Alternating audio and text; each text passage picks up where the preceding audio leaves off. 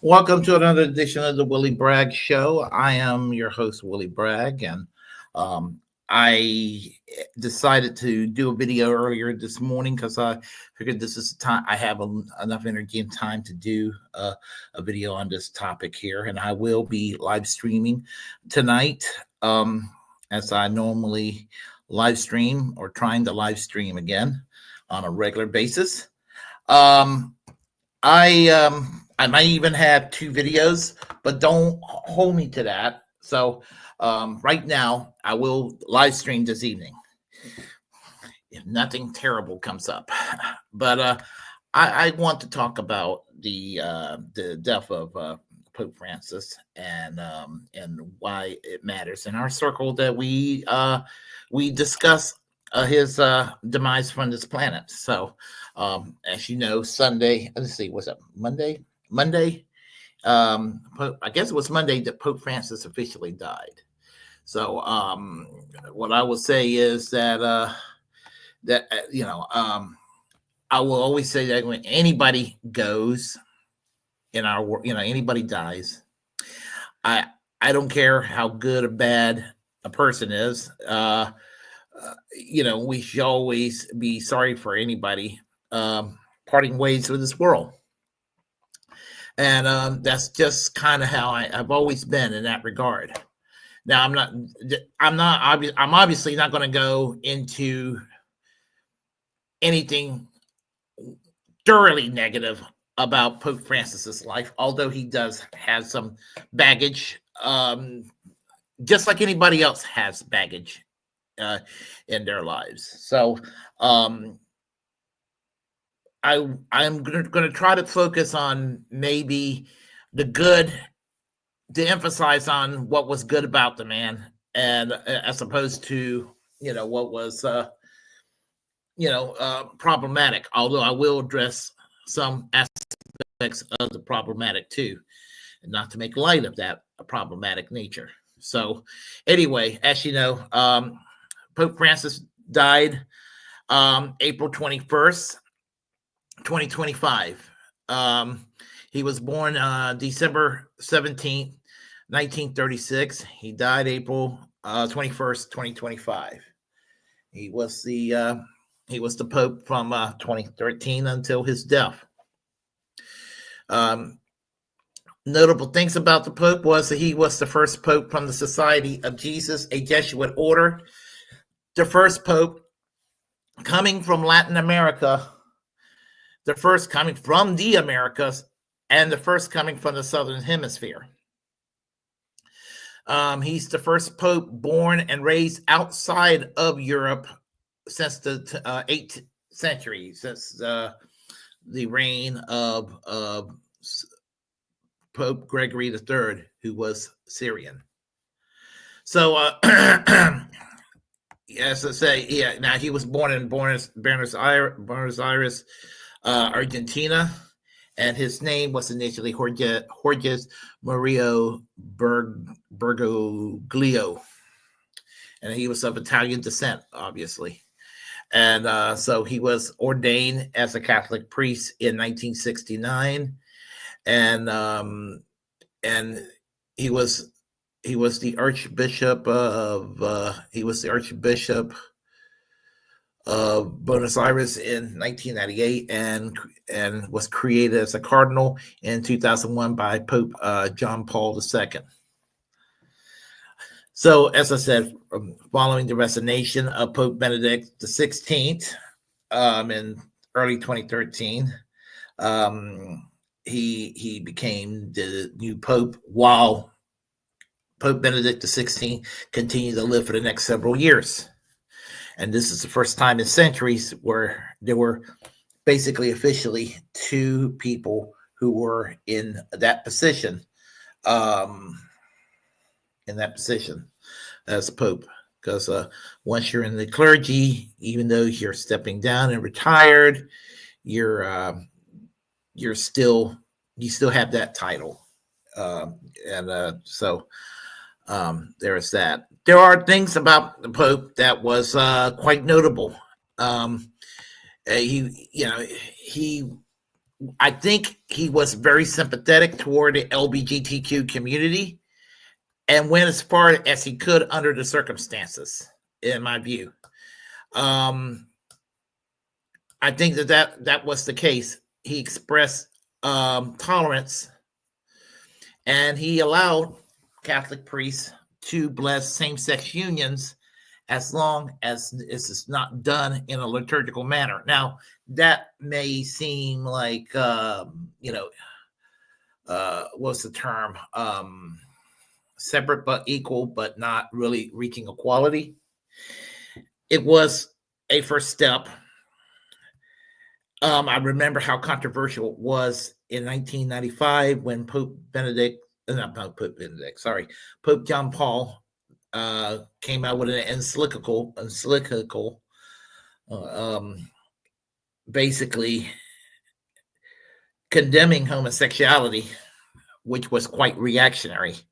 But at the same time, the encyclical also discourages discrimination against those who were gay. The right wing thought it was terrible to discourage discrimination against gay people, and there were people today upset about his allowing priests, talking about Pope Benedict, the Pope. I keep on saying Benedict, Pope Francis, blessing of same-sex unions. So he also called for the decriminalization of homosexuality. So that was kind of a notable step in the institution. There were other areas where he was. He also. I don't know if he departed ways from what was previously, because the Catholic Church, especially the clergy in the hierarchy, high up, they tend to be anti-war as a general rule. And he called for the United States to have full diplomatic relations with Cuba, which was absolutely something that needed to be done, still needs to be done to this day. It is absolutely evil for the United States to have these sanctions against Cuba. He was a supporter of the Palestinian movement. He wasn't exactly I think that Pope Francis was a two-state solution person. Whether we can debate all day long whether that's the actual way to go or not, but he expressed concerns for the Palestinians, which was considered controversial for people. We're talking about human beings. And he looks at these people who are living in squalor-like conditions in the West Bank, even worse in Gaza. And he was calling for mercy on these people. And he was calling for a peace between Israel and the Palestinians. I know people who left the Catholic Church because of his position on the Palestinians. How low it was for those people to leave a church for that reason. He was very much supportive of immigrants around the world, that they can have justice. And he was very critical of Donald Trump's policy the first time around when he was president. And I'm sure he was probably even more so now with the insanity of the Trump administration deporting people to El Salvador, for example. And he calls for mercy for all those who were basically, the victims of poverty, the victims of war, the victim of one kind of oppression or the other. He apologized for the church's role in the cultural genocide of Canadian Indigenous people in the residential schools, which a lot of people don't talk about, but that it was a thing.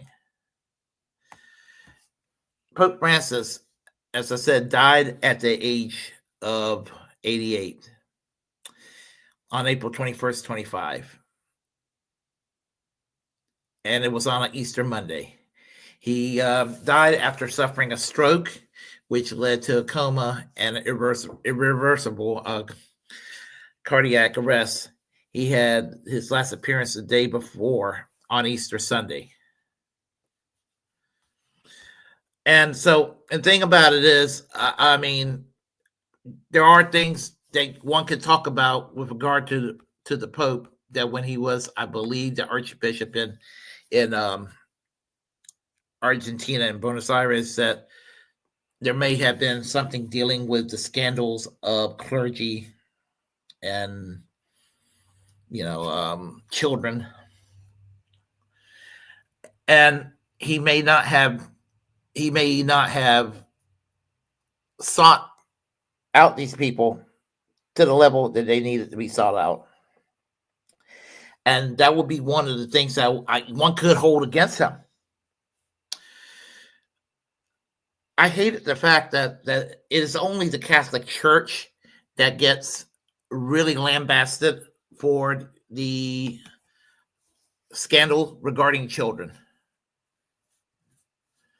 And that's you know, the thing is, a lot of churches, a lot of different denominations have done this over the years, and somehow only the Catholic Church gets blamed. And the thing is that I think that the majority of the priests in the Catholic Church do not do this, and but there was a lot of hiding it under the rug, so to speak, because of fear of public embarrassment, institutional embarrassment, and that is certainly something to hold against him and other people in clergy as guilty in that regard, even if they weren't doing it themselves, and even though they were against it. To permit it is that's just wrong. So you know, the thing is that you know, as I said, the reason I'm going to go with a slightly positive view of his legacy, as opposed to praising him to the sky, which because you know, he was only human, or downgrading him because he's a whole lot better than a lot of people who claim to be for God that I'm going to talk about in a moment. He was kind of a controversial mixed bag in many ways. He was humble enough that he drove a Ford Focus, Fusion, and actually, my understanding, he roamed freely in the city of Rome, and was at the soup kitchens and places like that, helping the poor and all of this sort of thing. So again, as I said, he was a mixed bag in many regards. But what I'm also going to do is I'm going to talk about some of the conspiracy theories. This one is kind of funny. The day before Pope Francis died, he met with Vice President J.D. Vance. Some people made a ridiculous allegation. And look, I despise Vice President J.D. Vance with a harsh passion, but I do not believe he played a role in the expiration of Pope Francis. I mean, that's just absolutely ridiculous. So, I just won't even go there. But as I said, when it comes to the Pope, as I said, he certainly is very much a mixed bag. This cartoon illustration of the Pope here expressed things about him that were positive, that he supported the Palestinians. And how strange is it that the evangelical Christians out there, the evangelical Protestants, who masturbate to the thought of Netanyahu, the one person they're gay for is Netanyahu, Benjamin Netanyahu. And what will be Benjamin Netanyahu's legacy? Killing children in Gaza, murdering children in Gaza, baby parts, limbs, that sort of thing. That alone makes Pope Francis, who was concerned about this, about innocent Palestinians dying because of the bloodthirsty ways of Benjamin Netanyahu and his right-wing, dare I say, fascist government at this point. These people who call themselves pro-life cheered the destruction of Palestinians in the West Bank. They love that about Israel. What they don't love about Israel is that in Israel itself, they have universal health care. That part they hate about Israel. They don't want anybody having universal health care anywhere. But they love what was being done to Palestinian children in Gaza. How unchristian would be many of these evangelicals, because some of the people that are dying. They're not just all Muslim. Some of them are Christian too. There's plenty of Palestinian Christians in it, And look, I'm not trying to say that like a Christian life is worth more than a Muslim life. But I'm talking about the ignorance of these right-wing people who praise the evil being done by Netanyahu. Don't call yourself a Christian if you think that what Netanyahu did and is doing currently something positive. Don't ever call yourself that. And, and who am I talking about per se? Well, I'm talking about people like this fat ass here, Pastor John Hagee, who's said in the past, he made comments in the past about the Catholic Church. Here's the thing, folks: the right wing, in especially in the United States, has a strong hatred of the Catholic Church. And let me find the article real quick and about Hagee, because this I think people need to know. I'm not Catholic, but I have many family members who are. So I just think this needs to be addressed right here. This is from the Catholic League for Religious and Civil Rights. And this is from 2019, this article, but still relevant. And it's still very relevant to this day. And it's one of the things I can't stand about John Hagee.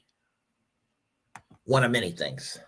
The Reverend John Hagee, televangelist, pastor of Cornerstone Church in San Antonio, and co-founder of the Americans for Safe Israel, has dedicated a great deal of his time to attacking the Catholic Church.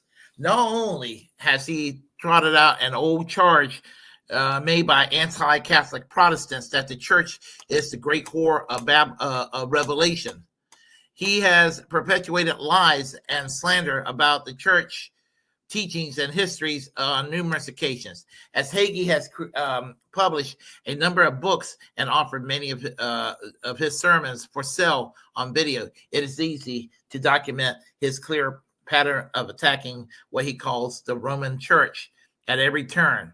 Below are some of the claims and allegations he's made.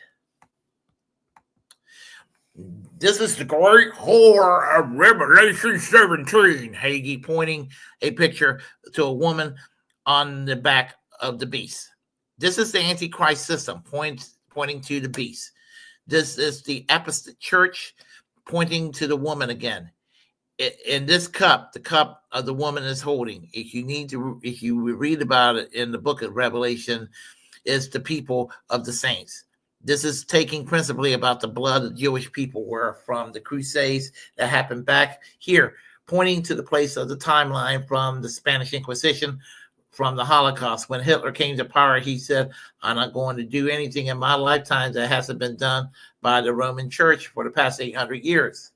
I'm only going to do it on a greater scale and more efficiently. And he certainly had one done just exactly that. God has said, I gave you time to repent, but you did not. You did this false cult system, pointing again to the woman and the beast that was born of Genesis 10 and progressed through Israel and became a Baal worship. God says the day is going to come when I am going to cause this beast to devour the apostate system. So you can see very clearly that while the church is in heaven, this false religious system is going to be totally devoured by the Antichrist from the video Hagee's discussing the book of Revelation, available on youtube.com. There is no difference between the popular religious hatred of the church fathers and the Nazi hatred of the Jews, say clerical robes of the religious prince and swastika armbands of the Third Reich. And this is thing about should Christians support Israel. Now, was the Catholic Church involved with Hitler? There was a concordant that was signed in the 1930s between Hitler and Rome. That is true. Germany's a heavily Catholic country, and there were predominant Catholics in Hitler's government, in the Nazi Party. All that's true. Does it mean that the Catholic Church itself, parishioners, a lot of the clergy endorse what Hitler did? But this is how he tries to make it out. Anti-Semitism in Christianity began with statements of the early church fathers, including Eusebius, Cyril, Chrysostom, Augustine, Origen, Justin, and Jerome. This is a poisonous stream of venom came from the mouths of spiritual leaders to virtually illiterate congregants sitting benignly in their pews listening to their pastors.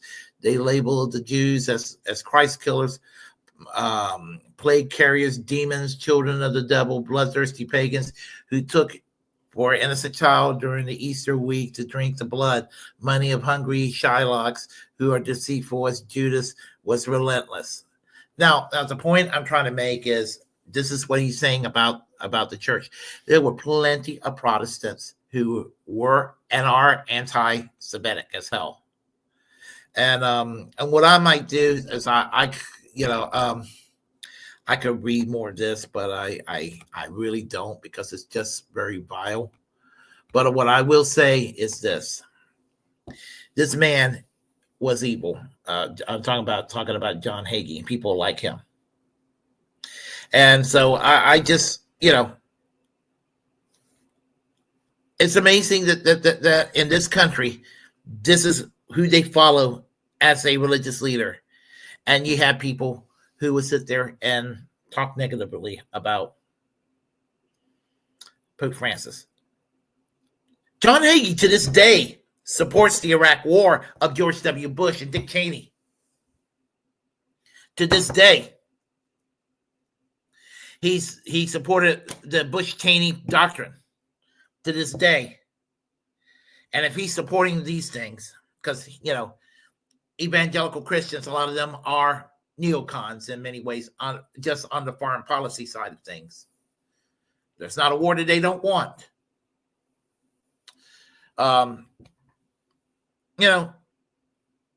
People will follow people like that, but Pope Francis would be considered, evil, because what? He supported Palestinians. He critiqued capitalism. I mean, he preached tolerance, and that makes him evil to some people. I mean, now I don't want to. I'm going there because it is relevant. Maybe not relevant in 2025, but relevant in the year 2015, 2016. That Bernie Sanders went to visit the Pope, and Hillary Clinton and the Democrats were upset over this. And here's a cartoon illustration of the Republicans running for president 2016, George W. Bush. I presume this one. Here is Marco Rubio, Ted Cruz, Donald Trump, all these people. And, where the praise the Lord and pass the carpet bombs and rapists and murderers, losers, liars, America, Obama's the devil, this sort of thing.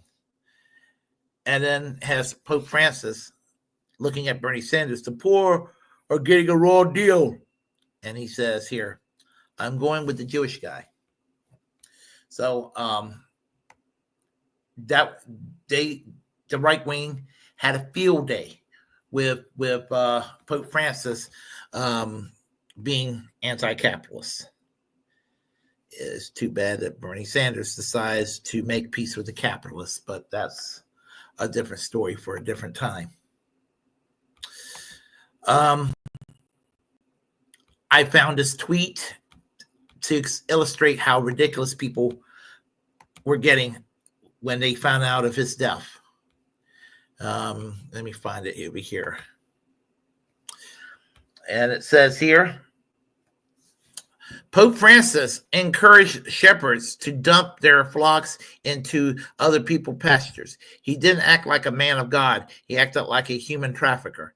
Either way, he made the devil own cartel billions. It never helped Christians, probably got more Christians killed. And this is some right-wing person that said this. Another one, let me go and check over here. There's more. Right here. And whoever Clark Griswold says Pope Francis was clearly installed by socialists in 2013 in the middle of Obama's evil administration. In 1992, John Paul condemned socialism, an atheistic ideology. Francis repeatedly invites and accepts things contrary to the scriptures. Look at our moral decline. Was Satan unavailable? Breaking. Just in, the Vatican has invited Chelsea Clinton, Dr. Fauci, New Age figure Deepak Chopra, and the CEOs of Moderna and Pfizer to speak at a May conference focusing on health and the soul. Oh my goodness. This is the kind of thing. Now, I don't like Chelsea Clinton. I don't like Dr. Fauci, what have you. I don't like CEOs in general of many companies. But this is the attack on Pfizer from the right wing is basically over vaccine culture war doo-doo relating to the vaccine. So let's Wyatt Reed. I'll tell you about what Wyatt Reed from the Gray Zone said. One of the good guys. And it says, Israel just deleted their tribute to Pope Francis after getting ratio by reminders that he viewed them as terrorists and loved Palestinians. And so, yeah, you can see the post there and all of that. So, thing is that as I said, when the right wing in this country are attacking the Pope, I want those MAGA Catholics, the ones that voted for Donald Trump, to realize that they're not your friends. Those evangelical Protestants, they may join you in those pro-life marches and all of that, but they're not your friends. I just want to go and state that real quick. Let me go share another tweet here. All right. Oh, this is a good one. A positive one, actually. If I see the gospel in a sociological way, only yes, I am a communist, and so too is Jesus, said Pope Francis. And there he was in 20. I don't know what year this was, but meeting with Evo Morales of Bolivia. And he's offered him a crucifix in the form of a hammer and sickle. So, that was, and some people thought, oh my God, that was controversial. That's not controversial at all. What's controversial, again, are the TV preachers who hate socialism. That should be considered controversial. Let me see what else I can find here. Let's see. Yeah, here's another one. Let me get this out, and I'll share it with y'all in a second. I think that's one. That's it. Yep. Somebody named Lance Fall says 2425. The church has rejected the totalitarian atheistic ideologies associated in modern times with quote unquote communism or socialism. Sorry, Pope Francis, we don't have common cause with evil. And it talks about how Pope Francis says that Marxists and Christians can have a common mission. And here's the thing. I know many Christians who are, in fact, socialists. I mean, I'm not like an extreme Christian type, but I am a Christian, and I am, maybe you could say I'm a cultural Christian. That's fine, but I'm also a socialist, and and I don't give a damn if you're a Christian or not. I don't give a damn if you're Jewish or not, or Muslim or not, or atheist or not, or Rastafarian or not. I don't care one way or the other. You do you. That's the way I see in our society. What I do care about is if you're a good person, in spite of what you may or may not believe, and that's just it. I think that most atheists are far more likely to go to heaven than most people who call themselves Christian. That's what I do believe. So, that's where I stand. Marjorie Taylor Greene, that Karen. I call her QAnon Karen. Here's an article from People. Marjorie Taylor Greene says the hand of God defeated evil after Pope Francis's death. The Georgia Congresswoman has been a critic of the Catholic Church since leaving the faith years ago. I was kind of surprised to find out that she was raised Catholic, but apparently she was raised Catholic and she left the Catholic Church years ago.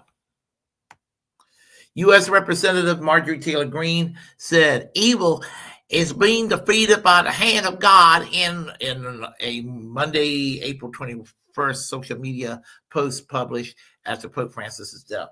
Today, there were major shifts in global leadership. The Georgia Republican 50 posted on Twitter, evil is being defeated by the hand of God. Greene didn't specifically mention the Pope's death in her post. She may also have been referring to Klaus Schwab, the founder and chairman of the World Economic Forum, stepping down as the leader in his board. Greene has been a longtime critic of the Catholic Church and the World Economic Forum. Now, I can understand the World Economic Forum for different reasons, probably opposite reasons from her, but, anyway.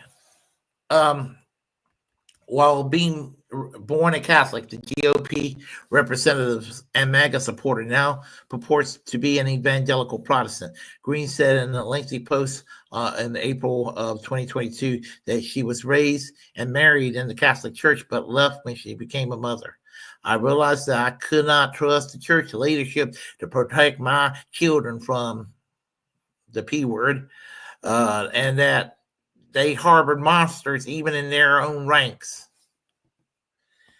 Now, that canard about the Catholic Church and children's scandal, as I said before, this exists in all religious denominations, not unique to the Catholic Church. I'll go on and continue. At the same time, the Congresswoman leveled criticism of the Catholic leadership in the U.S. providing aid to undocumented immigrants.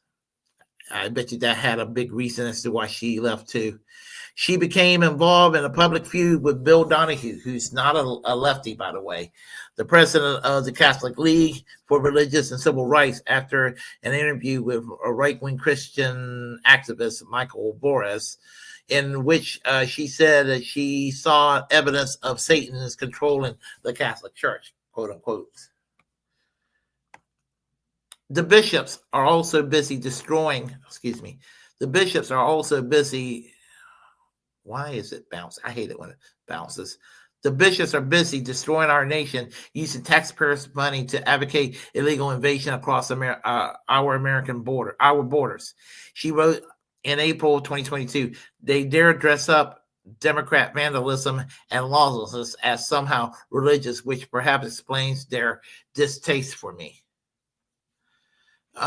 Anybody who has a disdain and distaste for Marjorie Taylor Greene would be people who have pretty good common sense. And so, just she's a horrible person. And the thing she hated about Frances were positive qualities, as far as I'm concerned.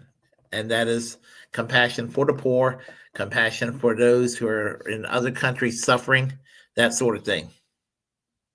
She would not know a thing about compassion. So there you have it. I didn't mean to overly politicize it, but as I said, he wasn't without his critics, and I needed to go ahead and talk about that. And so there I am talking about it.